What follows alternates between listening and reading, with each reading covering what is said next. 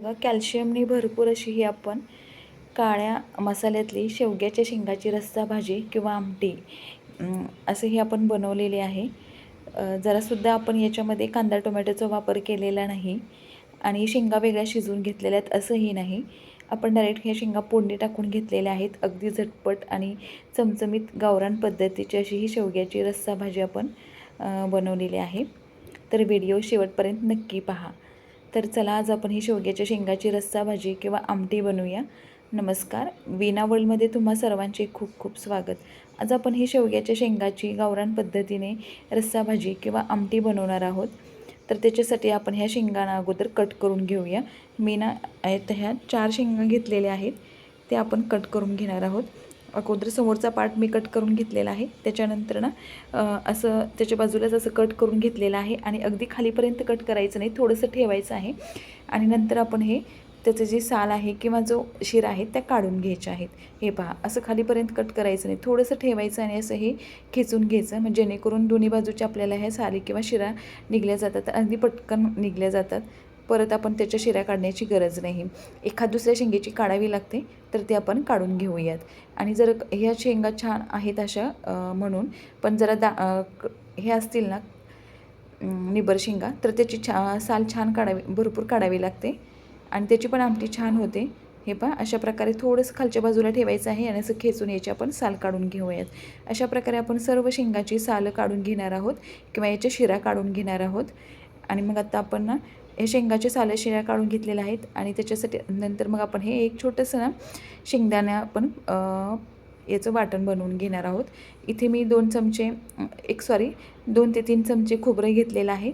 1 ते 1.5 चमचा तीळ घेतलेले आहेत आणि एक छोटीशी वाटी ते भरून शेंगदाणे घेतलेले आहेत. 4-5 लसणाच्या पाकळ्याने 1 इंच आलं घेतलेलं आहे.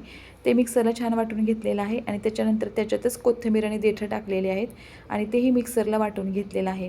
जर आपल्याकडे आपण अगोदर तयारी करून ठेवतो, खोबरं थोडंसं वाटून ठेवलेलं असतं किंवा शेंगदाण्याचं कूट हे आपण वाटून ठेवतो 8 ते 15 दिवसासाठी, हे सर्व साहित्य वाटून ठेवतो, ते असेल ना तर असं नाही वाटून घेतलं, फक्त कोथिंबीर चिरून टाकली तरीही चालेल.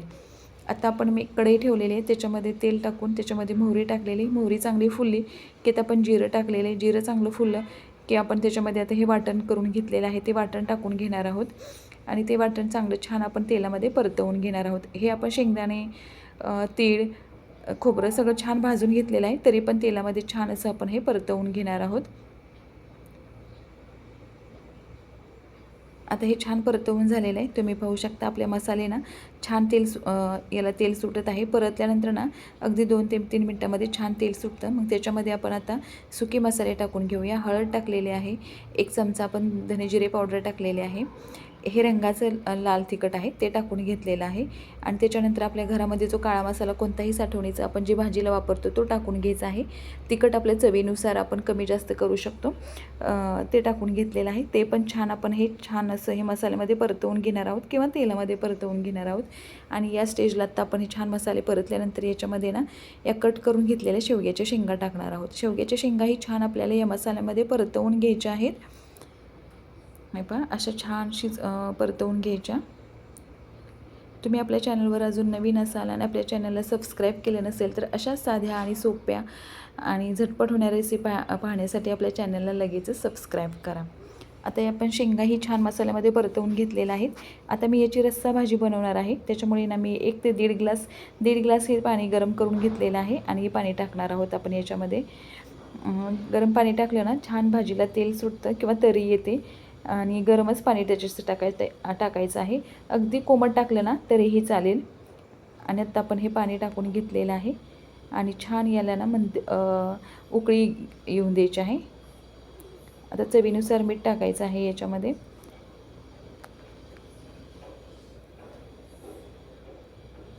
तुम्ही जर याची लपतप भाजी किंवा आपल्याला सुकी बनवायची आहे तर पाण्याचं प्रमाण तुम्ही कमी करू शकता. मला याची रस्सा भाजी बनवायची आहे, त्याच्यामुळे मी 1.5 ग्लास इतकं पाणी टाकून घेतलेलं आहे.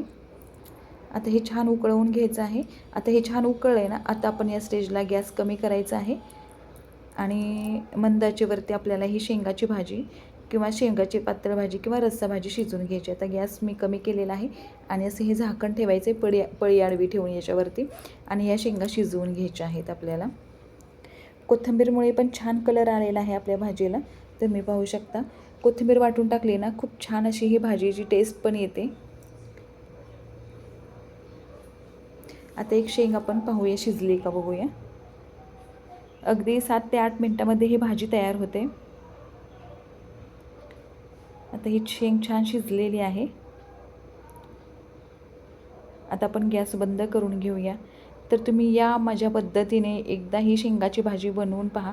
खूप छान चमचमीत झणझणीत अशी ही गावरान पद्धतीने शेवग्याच्या शेंगाची आमटी नक्कीच बनवा. तर चला भेटूया पुन्हा एकदा अशाच एका नवीन रेसिपीसोबत. रेसिपी पाहिल्याबद्दल धन्यवाद.